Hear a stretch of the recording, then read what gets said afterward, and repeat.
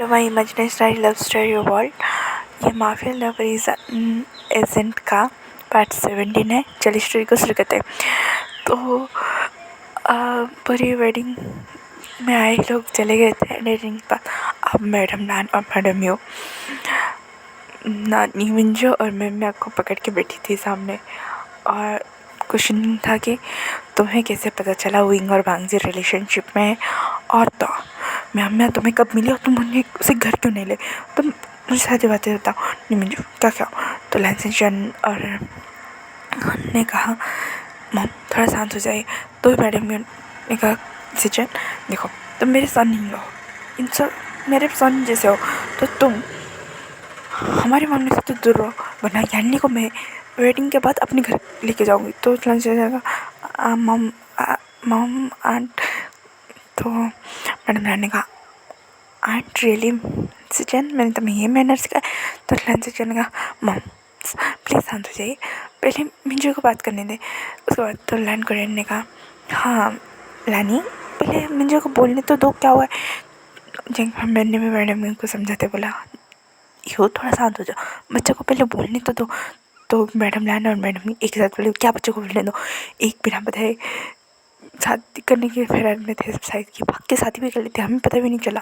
और ये देखो न्यू मिंजू तो इतना सच्चा आदमी, ये 1 साल से या 2 साल से शायद रिलेशनशिप में, और मैं आपके बारे में जानते हुए घर लेके नहीं आया है, पता है ना। और कुछ बोलने वाले थे कि तभी मैडम यू को लैंड करें, मैडम नैनी को और मैडम यू को लैंड करें एक छुट्टी में बस हम बात करेंगे। पहले ऐसा कुछ कि उन्होंने कहा कि पहले हमें वांगजी और विंग के बारे में इन दोनों से पता लगाना चाहिए। उसके बाद तो इसमें मेरा कोई हाथ नहीं है, मैं पहले ही बता रहा हूँ। और यहाँ ने कहा मुझे विंग ने कुछ नहीं बताया, सच्ची मॉम गॉड प्रॉमिस। तो मैडम यू और मैडम नैन ने कहा नहीं मिंजो तुम कथा बताना चाहोगी कुछ। तो नहीं मिंजो ने कहा एक्चुअली में वो दोनों लवर्स है, उन्होंने वो 3 साल से डेट कर रहे हैं, 3 साल से डेट करे। ये सुनने के बाद रैंकिंग वर्निंग जंग न्यूज़ सुहेंग भी लाइक 3 साल से ये कब कैसे हो।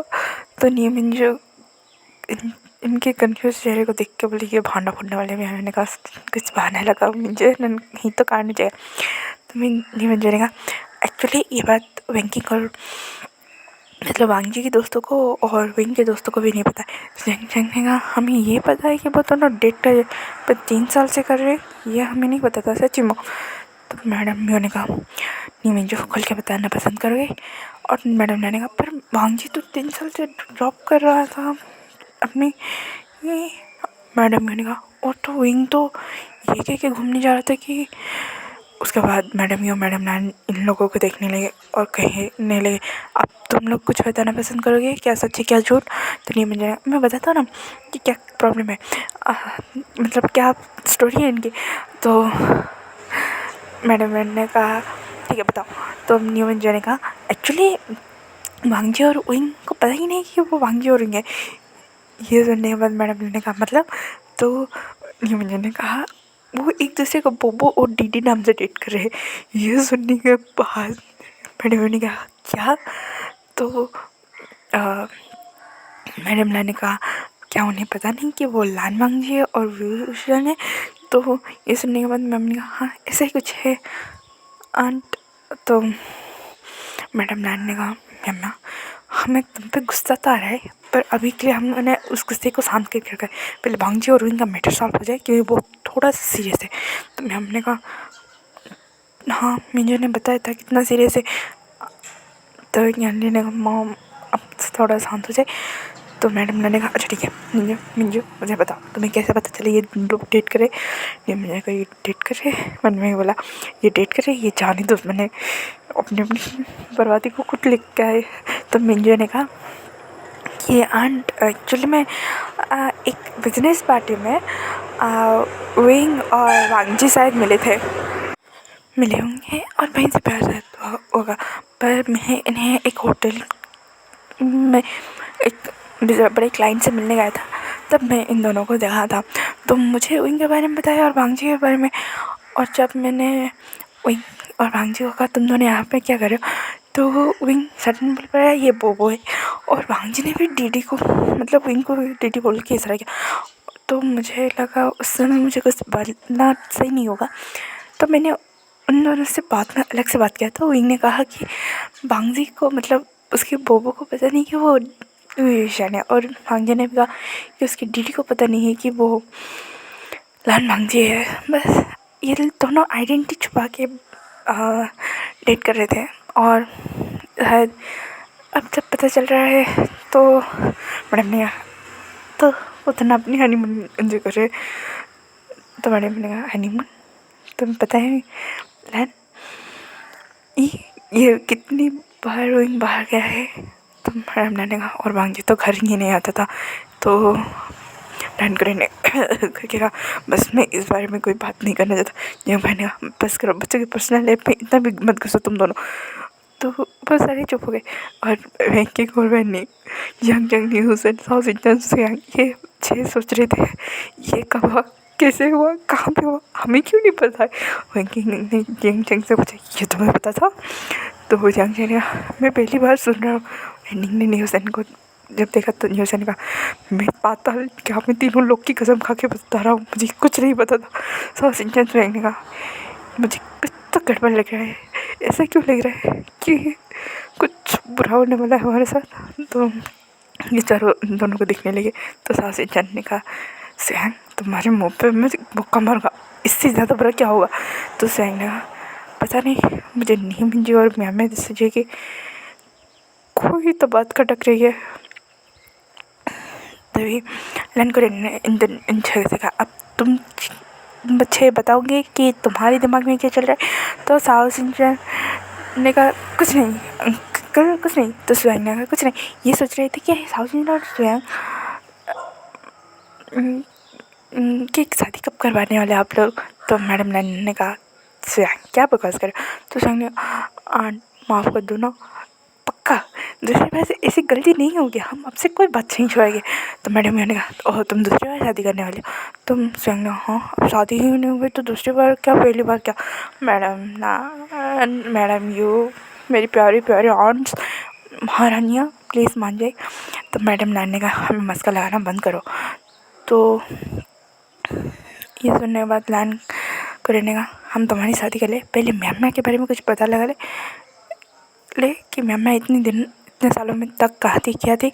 तो साउथ इंडियन स्वयं वैंकिंग और वैनिंग जंग और न्यूज़न बिना मतलब ऐसे रिएक्ट कर रहे थे कि मैम है कौन। तो न्यूज़न ने कहा कि मैम सच है कौन। हाँ मुझे पता है कि ये मेरे ब्रदर की गर्लफ्रेंड है, जो मुझे भी थोड़ा झटका लगा, पर ये है कौन। मैं मिंजू और मैम अभी तो एक दूसरे को देख के बोल रहे थे क्या एक्टिंग है। तो मैम ने कहा मैं हुई हुशा मतलब तुम्हारी हुई ब्रदर की बड़ी बहन हूँ, मैं अपना यानली की दोस्त। तो यानली ने कहा पर वो एक्सीडेंट में तो तुम्हारी डेथ हुई थी ना। तो हमने कहा हाँ हो गई थी दुनिया के लिए, पर शायद भगवान को साथ मंजूर था और नहीं मंजूर को मैं एक साथ पहले मिली। मुझे घर वापस आना था पर कुछ कहने से पहले ही रुक गए। उसे पता है कि हम इन सबको पता है कि उनके साथ वांगी के साथ क्या क्या हुआ है, पर बड़ों को इन झमेले में नहीं घसीटा जा सकता इसलिए वो चुप है। तो मैंने कहा वैसे तुम 6 डेट कर रहे हो क्या। और उसने बात घुमा ली। तो मैडम लैन भी समझ गई और यानी भी थोड़ी बात समझ गई। तो यानी ने कहा साउथ इंडियन स्वयं वैंकिंग वैनिंग जंग और न्यूज़न तुम थोड़ी देर के लिए मेरे साथ आओ। ये करने के बाद यानी उन्हें ले जाने वाली थी। तो मैडम ने कहा यानी एक काम कर तुम्हारी अभी वेडिंग हुई है और तुम्हारी दोस्त कितने सालों बाद मिली है ना, तुम यहीं पे रुको, मुझे इन 6 के साथ को कुछ काम सौंपना है। तो मैडम नानी जब ये बोला तो ये 6 भी समझ गई कि हाँ विंग और वांगी के पास्ट के लिए डिस्कशन इनके सामने तो नहीं होगा। ये कहने के बाद उन्होंने कहा मेरा वैंग जंग ने बोला मेरा वैंकी कैसे झगड़ा हुआ क्या मैं सॉल्व कर लूँ।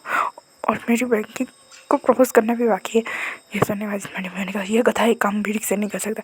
तो मैडम ने कहा तुम्हें जिससे भी जो भी मैटर सॉल्व करने आज के आज करो, मुझे आज रात तक तुम चारों की खबर चाहिए। ये नहीं बात ये 6 वहाँ से खिसक ले और यहाँ पे आके सोच रहे थे बार बार बचे। पर नियम जो अम्मा से जो हमारे बारे में जानते हैं क्या, ये इनके लिए एक बड़ा क्वेश्चन मार्क था। और यहाँ पे दूसरी ओर यहाँ मैम इन सब के जाने के बाद मैम ने कहा बस मैं सामने नहीं आना चाहती थी और विंग और बांची के बारे में पता था, पर इतनी हिम्मत नहीं हुई कि उनके सामने आकर सब कुछ। तो मैडम ने कहा हम समझ रही है तो हमसे कांटेक्ट कर लेते, हमसे बात कर लेते, हम कुछ रास्ता निकाल लेते। इनको क्या समझाएंगे, इनको क्या बताएंगे आप कैसे। तो मैम ने कहा क्या वो इनको याद है कि मैं भी जिंदा हूँ, मैं उसकी बहन हूँ। तो मैंने कहा उसे ये तो बताया कि वो हमारा बेटा नहीं है, वो कांसे का और वैचन से का बेटा, ये उसे पता है। पर तुम्हारे बारे में याद है याद नहीं है ये मुझे नहीं पता। मैंने सोच मैंने वाला उसे यहाँ पे याद है, वो माफिया लॉर्ड है, उसे कैसे याद नहीं होगा मेरे बारे में। तो मैम ने कुछ नहीं कहा। तो यांडे ने कहा और तुम नीम जी काका से कब मिले। तो नीम ने कहा 1 साल पहले कॉन्फ्रेंस के थ्रू मैं क्लाइंट से मिलने गया था और तब भी मेरी क्लाइंट की सेक्रेटरी के थ्रू पोस्ट में ये काम कर रही थी। तब मुझे थोड़ा सा डाउट हुआ कि लाइन से जाए कि तुम्हारी मम्मी है और तुम इसके पीछे ढूंढने के लिए लग गए। तो नहीं मुझे सुजन तुम्हें तो पता है तुम्हें यांडे पे बचपन से क्रॉस था और मुझे म्यांमार पे। तो मैं तो सुजन ने कि जब बोल कर ले तो यांडे ने कहा सुजन तुम्हें मुझे पे बचपन से क्रॉस था। तो लाइन से ने कहा देखो मेरा कोई इरादा वैसा नहीं था, बस अच्छी लगी थी मुझे क्या पता था बड़ी होगी तुम इतनी खूबसूरत और इतनी प्यारी बन जाओगी कि मुझसे सब प्यारी हो जाएगा। ये सुनने के बाद यांडे ने कहा सुजन तुम्हें पक्का बहुत ज़रूरी था। तो सुजन ने कहा अब लांच थोड़ा तो सच्चाई बोलूँगा ही ना। ये सुनने के बाद सबने हंसे। तो मैडम लाइन ने कहा भाई तो भाई तुम चारों का तो ठीक है, और वैसे भी मुझे उन दोनों की खबर लेनी है जो अभी। तो ये मैंने कहा शांत हो जा मैडम ई लानी, मुझे भी उस कथी की खबर लेनी है। और वैसे चलने का भांग जी के बारे में थोड़ा ध्यान से, हाँ वो कितना प्यारा बच्चा है। और मैंने कहा हाँ आंटी हो आपका गुस्सा मुझे पता है, इनके बारे में ज़रा सा सोच के। हाँ और ये बोलने के बाद मैडम और मैडम लाइन एक साथ बोली क्यों वो लोग हमसे झूठ बोल के काम पे जा रही है, एक मस्ती करने जा रहा है, हमें कितना दुख होता था हमें पता है। हम उन दोनों को मिलाने के लिए क्या क्या कर रहे थे और वो दोनों मिलकर भी हमें बताया नहीं। एटलीस्ट ये बता देते वो कितने सालों से डेट करे, 3 सालों से। ये सुनने के बाद मैंने मुझे के कान वाला बेचारों की वाट लगा दी मुझे। तो मैंने मंजू कहा मैम उन्हें थोड़ी पनिशमेंट मिलनी चाहिए, बिना बड़ों की इज़्ज़त के काम कर रहे हैं ना। तो मैम ने कहा और जब हमारी पोल खुलेगी हम सबकी तो क्या। तो मिंजू ने कहा देखा जाएगा। तो मैंने कहा मिंजू मुझे तुम्हें एक और शॉकिंग न्यूज़ बतानी है। तो मिंजू ने कहा क्या। ये दोनों खुश हो रहे थे। तो मैडम नाना मैडम ने बोला तुम दोनों कुछ छुपा रहे हो क्या, इतनी खुश हो रही। तो मिंजू ने कहा नहीं ये सोच रहा हूँ कि विंग और भांजी का क्या हुआ और मैम मुझे इसी बात पे डांट रही और कुछ नहीं। तो ये सब बाद लाइन को रेंड और जहाँ मैंने कहा कुछ नहीं होगा उनकी तो वाट लगेगी छोड़ो। उन्होंने साक्षात कुछ बोलने वाले कि मैडम लाइन और मैडम ने पीछे बोला और कहा साक्षात क्या। तो जंग में और लाइन को ने कहा साक्षात देवियों को लड़का आए इसलिए। ये कहने बाद वो दोनों वहाँ से चले गए। और यहाँ पे ये 6 के 6 सोच रहे थे क्या मंजू और अम्मा को हमारे बारे में बताए या फिर नहीं मंजू का नहीं जाने का। मुझे गगा ने अलर्ट किया था क्या गगा ही है जैसे कि हेड। तो ये सुनने के बाद वेंकी को वेंडिंग ने कहा ऐसा हो ही नहीं सकता क्या तुम्हारे माफिया लॉट के ऊपर भी कोई काम था कहते। तो जांग चंग और न्यू हो जाने का नहीं उन अकेला ही है माफिया लॉट। साउथ जान ने बोला अब क्या होगा। तो साउथ जान ने कहा अब क्या होगा, अब मंजरी खुदा होगा, मंजरी पेरेंट्स होगा और मंजरी तो मंजरी ये दोनों गधे लगे पड़े घर में, कोई भी नहीं जाके बताओ कि उनकी लाइफ में क्या बुझल है। तो रैंकिंग ने कहा बस क्या भांजी और सच में 3 साल से डेट कर रहे थे क्या। तो वैनिंग ने कहा रैंकिंग ऐसा मत कहो, जब विंग भांजी को पता चला कि विंग एक माफिया लॉर्ड है, उसके पीछे वो हाथ धो के पड़ा। और साउथ और स्वैंग ने बोला हाँ विंग को तो बस डाउट था इसी वजह से। तो उसके बाद नहीं मुझे नहीं कहा कैसे हो फिनिक्स के opponents mister black swan white swan. ये सुनने के बाद वेंकी को और वेनिंग के जैसे पसीने छूट गए। तो ये सुनने के बाद न्यूज़ सुनने का तुम दोनों हो वो वाइट स्वैन और black swan the best hacker. तो साउथ इंडियन और स्वैंग ने कहा तुम दोनों ने हमें टक्कर दी थी। तो तो वेंकिंग और वेनिंग हंसने लगे। जैंग चैंग ने तो वेनिंग ने कहा पर फिनिक्स से टक्कर हमें तो साउथ इंडियन स्वयं ब्रदर तो फिनिक्स नहीं है ना।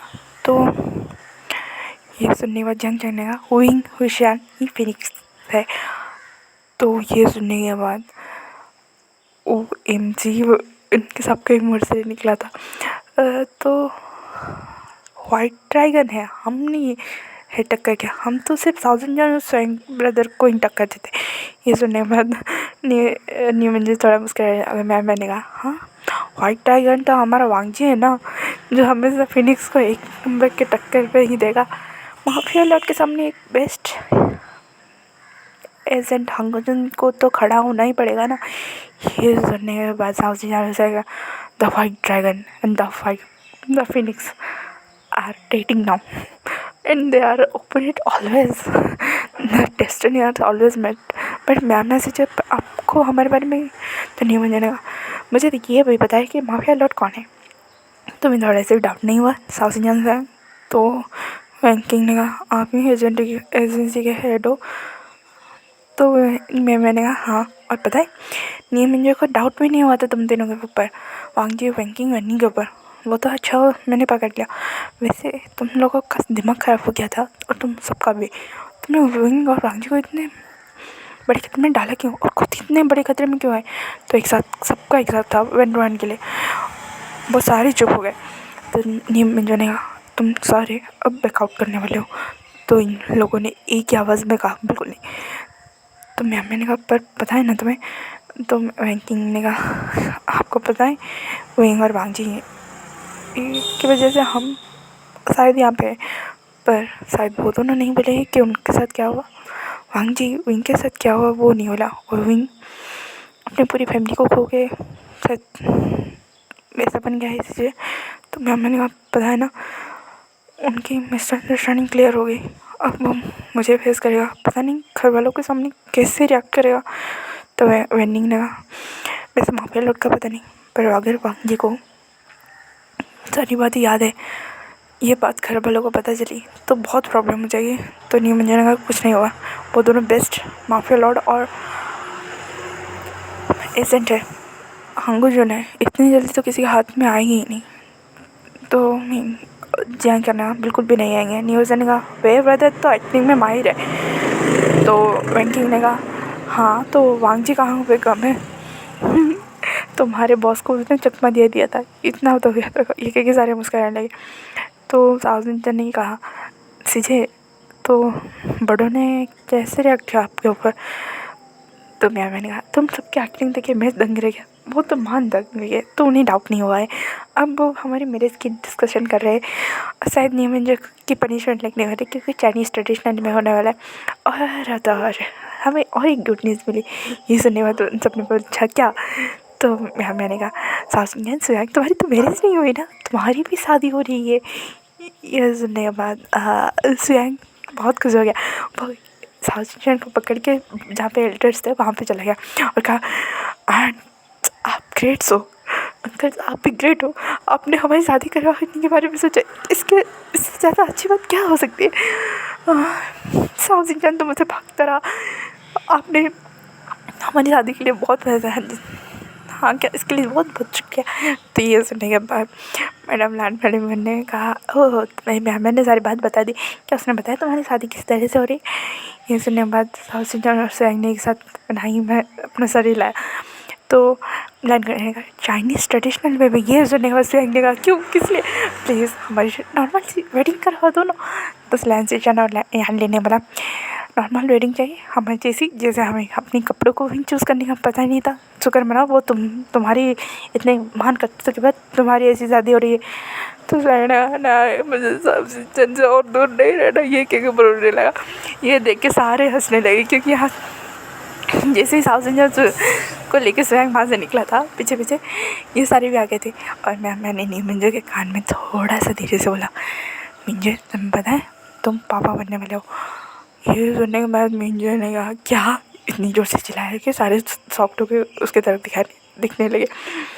तो मुझे ना क्या कह रही हो स्वयं, ऐसे रिएक्ट मत कर बच्चे की तरह, तुम्हारी शादी हो रही वो ही बैठी है। यह सुनने के बाद सारे नॉर्मल हो गए थे, अपने अपने काम पे लगे थे।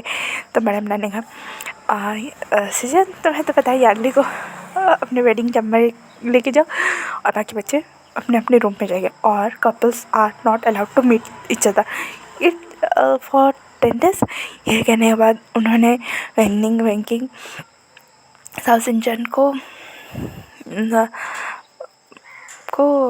मतलब लैंड हाउस भेज दिया था। और लैंड हाउस से ये देखने में जॉनी हुसैन और स्वयं का तो मुँह ही उतर गया था।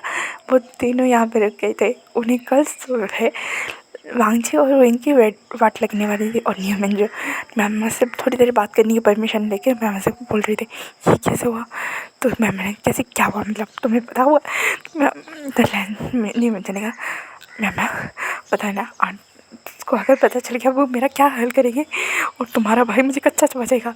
तो मैंने कहा तुम एक एजेंसी के हेड हो के तुम मेरे भाई से डरो, तुम नहीं मुझेगा तुम्हारा भाई एक माफिया लड़े, एक रूथलेस। तो मैंने कहा बस बहुत हो गया ये मुझे। तो नहीं मुझे कहा मैम क्या, तो मैंने कहा तुम खुश नहीं हो। तो नहीं मुझे खुश तो हूँ पर डर लग रहा है। तो मैंने कहा कुछ नहीं होगा। उसके बाद मैं भी लाइन हाउस चली गई थी, क्योंकि ये एज ए पनिशमेंट था, इसलिए सबको भुगतना पड़ा था। एंड और यानली की वेडिंग नाइट तो बहुत अच्छे से कटी। वांगजी और विंग जो सुबह से अंदर रूम के अंदर थे, वो नेक्स्ट मॉर्निंग ही निकलने वाले थे शायद। उनकी मॉर्निंग की साउंड बाहर पूरी तरह से क्लियरली सुनाई दे रही थी। यह सुन के लैंड कोरियन ने कहा विंग तुम्हारा तो क्या नहीं तो जंग है। मैंने कहा कोरियन शांत हो जाओ। तो मैडम ने कहा लेट द एंजॉय न कोरियन, कल सुबह तो इनकी वाट लगना। मैडम ने कहा हुई थोड़ा सा मर्जी तुम मेरे होने वाले दामाद पे छोड़ दो, बेचारा कितना रो रहा है कितना चीख रहा है। ये कह के हंसने लगे। तो लैंड कोरियन ने कहा बेशरम गई ये कि जंग में भी। और लैंड कोरियन वहाँ से चले गए। और मैडम यूँ हंस रहे थे अपने कमरे से जाने से पहले। तो आज का पार्ट यहीं पे ख़त्म था। फिर मिलेंगे हम कल के पार्ट में। और thank you for waiting me. Thank you for watching and thank you so much to wait. Please ignore the background noise as usual, क्योंकि घर पे सच में बहुत सारे मेहमान हैं। और हाँ, एक अनाउंसमेंट है, इम्पोर्टेंट अनाउंसमेंट। मुझे कुछ कहना था, प्लीज़ सुन लेना। एक्चुअली में मेरा हेल्थ चेकअप हुआ था, तो डॉक्टर ने मुझे वेट लॉस करने के लिए कहा तो मैं शायद इस स्टोरी को अपलोड करने के बाद एक थेरेपी के लिए आश्रम जाने वाली हूँ अपनी वेट लॉस करने के लिए। तो 1 महीने तक कोई स्टोरी नहीं आएगा, पर हाँ ये स्टोरी ख़त्म करने के बाद ही जाऊँगी एज ए प्रॉमिस। बट उसके बाद 1 महीने तक कोई स्टोरी नहीं आएगा, पर प्लीज़ मेरे साथ जुड़ी रहिए। 1 महीने के बाद आने के बाद मैं आपको कंटिन्यूसली बहुत से अच्छी स्टोरीज प्रोवाइड करने वाली हूँ। तो तब तक के लिए stay tune. Okay bye and please ignore the background noise as usual. Thanks for watching. Bye bye cuties and स्वीटीज।